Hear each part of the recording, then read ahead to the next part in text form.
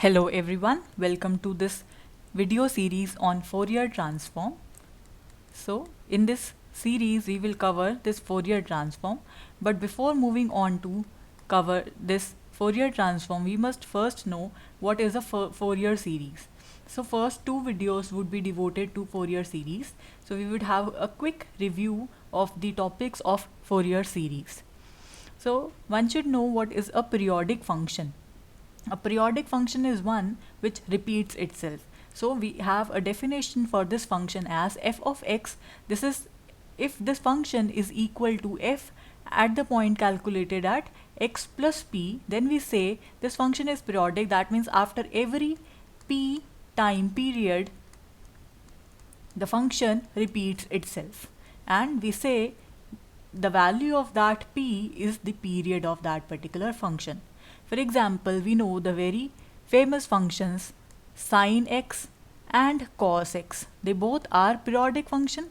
And what is the period of these two functions? The period of these two functions, that is equal to 2 pi. So that means if we look at its graph, firstly we'll draw the graph for sine x. So let me draw it here for you. So if this is x and this point is 0, this point is pi, this point is 2 pi. So you can see the graph of this function is defined like this. Its value at pi by 2, that is equal to 1. So it would be something like this. In this interval, sorry, it would just match here, right? So its value is 1 here and its value is minus 1 here. So after this time period of, or the x coordinate of 2 pi, so that means after covering this whole interval, so the function would again repeat itself. So this would be 3 pi and 4 pi. So your function would something be like this. So after every, similarly we would have it on the negative axis also. So it would something be like this. So after every 2 pi interval, you see the function repeats itself. So this function is a periodic function. Similarly, we have it for cos x. For the function cos x, the function also has a period of 2 pi. So at at the point 0, its value is 1. So it is 1 over here. At pi, its value is again minus 1. So it would something be like this in this interval. So again it would be like this and so on. So you see again its time period is 2 pi. So this is all for periodic functions. So now what if we have some periodic function with us? So the next question is, given a periodic function in the interval, so now suppose we have an interval of 2 pi. So it is defined by alpha plus 2 pi, where this alpha, that is any number, right? So for example, if your alpha is 0, so you have interval of this kind, 0 and 2 pi. If your alpha is minus pi, so interval would be minus pi to pi and so on. So these kind of intervals which have period 2 pi lie in this category, alpha, alpha plus 2 pi. So can we write this periodic function in terms of sine and cosine functions? We know sine and cosine, they are very smooth functions, they are bounded and have many nice properties. So if we write any kind of periodic function in terms of sine and cosine function, it would be very nice to study the properties of that given function also. So the answer to this question is yes, we can do that provided your function is piecewise continuous on the given interval.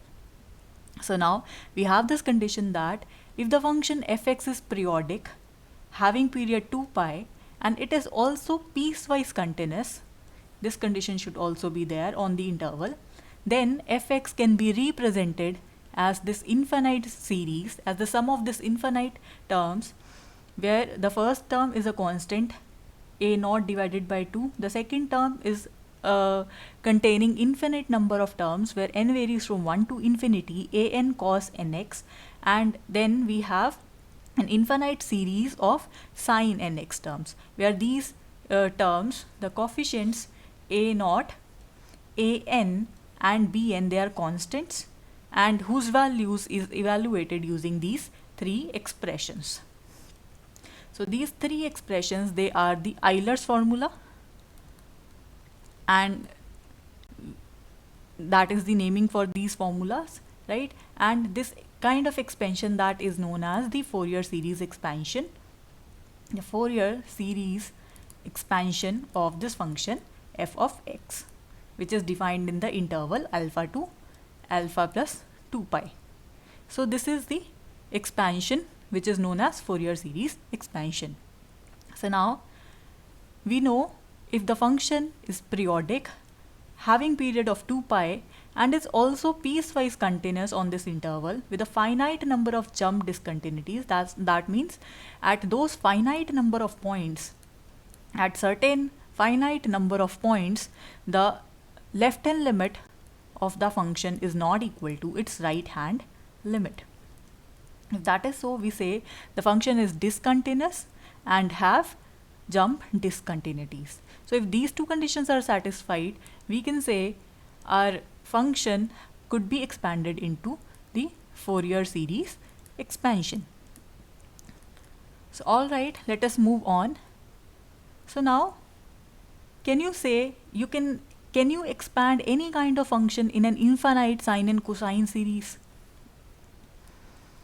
Or what is the need to study such kind of expansions of any periodic function?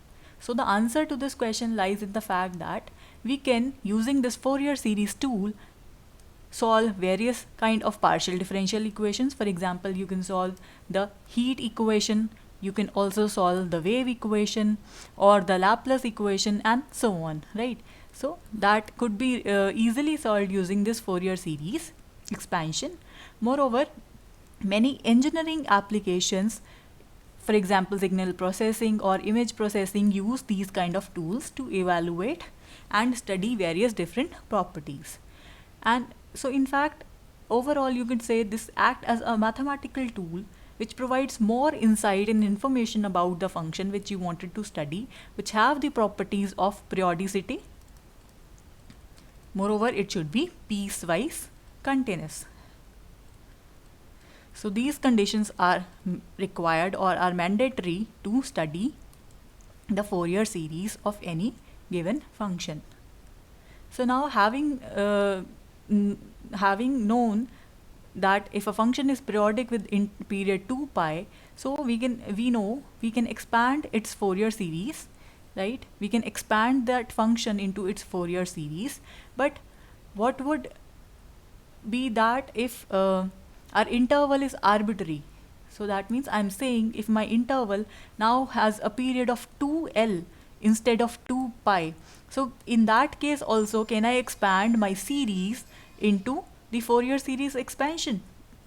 Or if yes, if not, so the applicability of this Fourier series expansion, that would only be limited to a very less number of functions which have period 2 pi. So the answer is that no, we can also expand our function into the Fourier series expansion where the time period is arbitrary, having time period 2l instead of 2 pi. So this can be done for a more general case as well. So how this is done? This is done when we convert our interval, say our interval is given to be alpha to alpha plus 2l to some other interval, say z to z plus 2 pi. So now by doing so, what we have done, we have converted our arbitrary period 2l to the time period of 2 pi, and this is done through a transformation. So what kind of transformation is applied onto this? The transformation applied over here is given using this expression. So you say earlier we had our function as f of x and we were given the interval alpha to alpha plus 2l. So that means we were given the arbitrary interval to us, and we are now interested to convert this particular interval into the interval having period as 2 pi. So how we can do that? We can just shift this variable x to some other variable z, and we can mark this transformation by z is equal to pi x divided by l, so that when we differentiate this, you will have dz is equal to pi l being constant pi by L being constant remains as such, and then the derivative of x as dx. And so the limits change when x was equal to this alpha. So your z would in effect becomes pi by L into alpha. So let us say that quantity to be z1. And similarly, when you have x is equal to alpha plus 2L, your value of z converts to z1 plus 2 pi. So now you clearly see by applying this kind of transformation, your interval changes from alpha alpha plus 2L to z1 plus 2 pi. So we have converted our arbitrary length interval to a interval length of 2 pi. And moreover, because you were shifted from this variable x to this variable z, so we are also required to do the back transformation, which says that you have to convert your function back from z to the variable x. So this is done by applying this back transformation, which would be, you just replace the value of x again, and you just take the limits and substitute the values back. So after doing all the calculation, you would have the Fourier series of this kind: fx is equal to a naught by 2 plus summation n varies from 1 to infinity a n cos of n pi x by L plus summation n varies from 1 to infinity b n sin n pi x by L, where these coefficients a naught, a n and b n, they are calculated using these three expressions. So notice that this was the Fourier series which we defined earlier when our interval was of length 2 pi. So in that case, the coefficients a naught, a n and b n were calculated using these formulas, where the integration is being performed over the given interval, right? And so we had this expressions. So now what are the changes over here? The changes is that now we have defined our function in the arbitrary interval, say alpha to alpha plus 2L. This is the interval which we have defined our function. And so the changes, now you see that in place of this x, now we have pi x by L. Moreover, here the interval changes. So this angle also changes over here and here. In addition, you were earlier dividing by pi, and now we are dividing by L. So these are the changes that we made in this transformation. If you wanted to have a detailed insight how this expression come, so you can refer the detailed videos whose link is being provided in the description box. So now that means you saw, if we have an interval of arbitrary length also, then also we can define the Fourier series expansion of that particular function. So now let us take a more particular case. Our interval was alpha to alpha plus 2L. So now if I define this alpha to be equal to minus L, in that case our interval reduces to minus L to L. So we have some special or extra properties which we can apply onto our given function such that our calculation reduces to a huge amount. So in the first case, when fx is an odd function and we are given an interval of this kind, minus L to L, where L could be any number. So in that case, our Fourier series reduces to this quantity. Earlier we had a Fourier series f of x as a naught by 2 plus summation n varies from 1 to infinity a n cos nx, or you can say cos n pi x by L plus summation n varies from 1 to infinity b n sin n pi x by L. So in that case, our coefficients was a naught was equal to 1 by L, integration from minus L to L, f of x dx. So now because f of x is given to be an odd function, so that means the integration of any odd function from same limit to same limit is equal to 0. So we got this expression to be 0. So now this is 0, right? This is 0. So let us now calculate an. Fx is given to be odd. Cos, we all know it is an even function. So odd multiplied by even function is an odd function. and again the integration from same limit to same limit of an odd function, that is equal to 0. So this expression is also equivalent to 0. So this is 0 and so this is 0. So we are only left with this particular term. And what is Bn? Let us calculate Bn. Bn is calculated using this expression.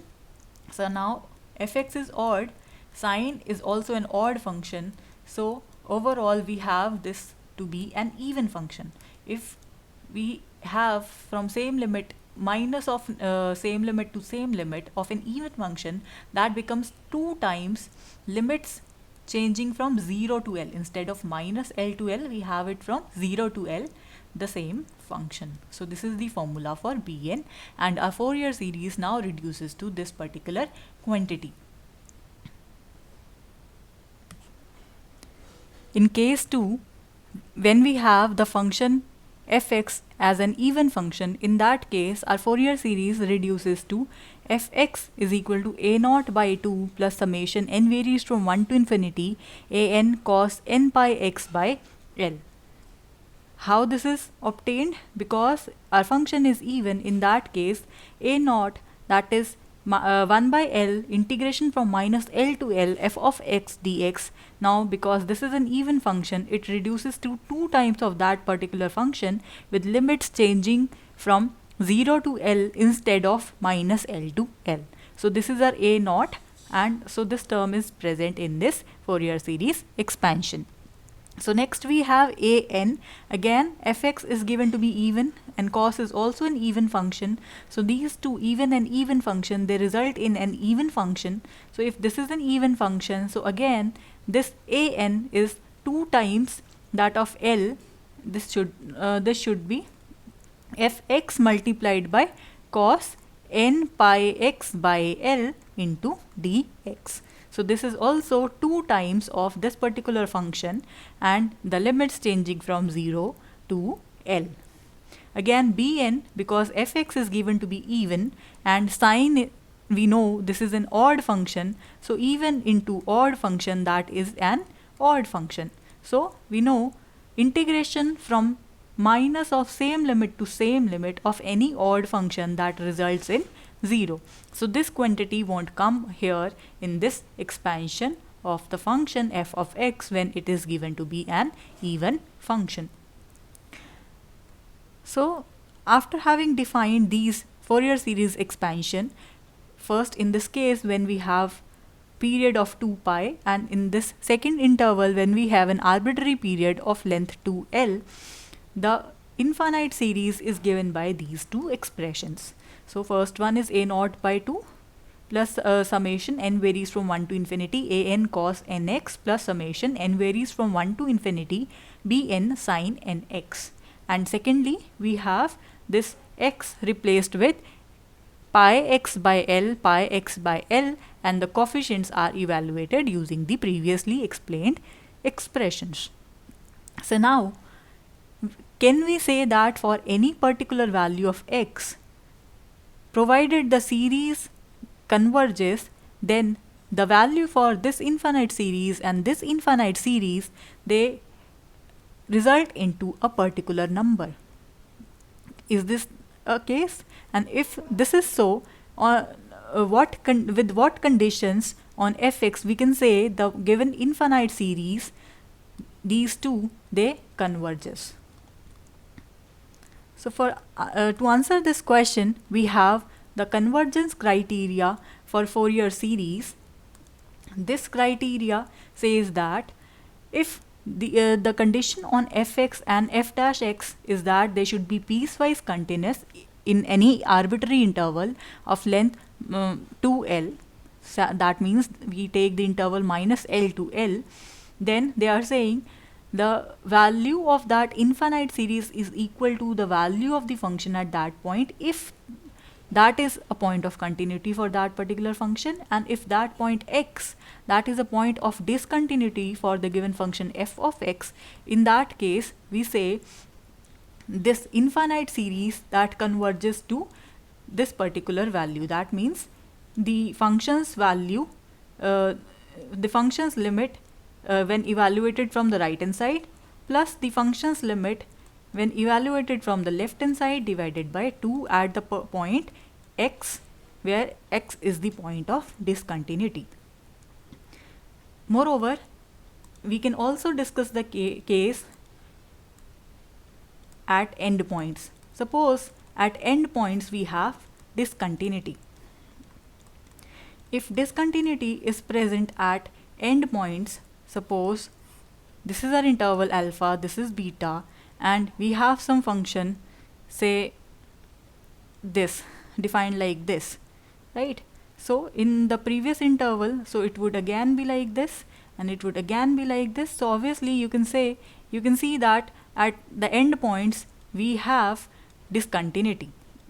So because at endpoints we have discontinuity, moreover the function is periodic function, so that means whenever you calculate the limit of function in the direction of alpha negative, so whenever you calculate this alpha negative function's value at alpha negative, that would simply be equal to the function's value at beta negative. That means this thing would be equal to this thing, and moreover when you take its right limit, so they both would be equal. So that means I'm saying f of alpha positive would be equal to f of beta positive. So in that case, at the end points, so at the end points, it would be, the function would converge to at alpha as well as at beta. The function would converge to f of alpha positive plus f of alpha negative by 2. It should be this one by virtue of the definition that we have just mentioned. But because the information at the point f when calculated from the left hand side, right, this information is missing. The left hand side, that is missing, right? So what we can do, we can replace this quantity. So we can replace the quantity by f of alpha positive plus f of beta negative divided by 2. So this is the value where the function would converge to this particular value at the endpoints alpha and beta, if our interval is given to be alpha and beta, some arbitrary numbers. So I hope this is a quick revision of this Fourier series, and you might have revised your concepts. In the next video, we shall be talking about more concepts of Fourier series, and then we will move on to the Fourier transform. If anyone is having trouble how these particular formulas are appearing, you can have a look at the description videos whose link are provided in the description box. So you can go there, watch the complete videos, and you can have a complete understanding of this particular subject. So well, that is it for this video. Thank you for watching.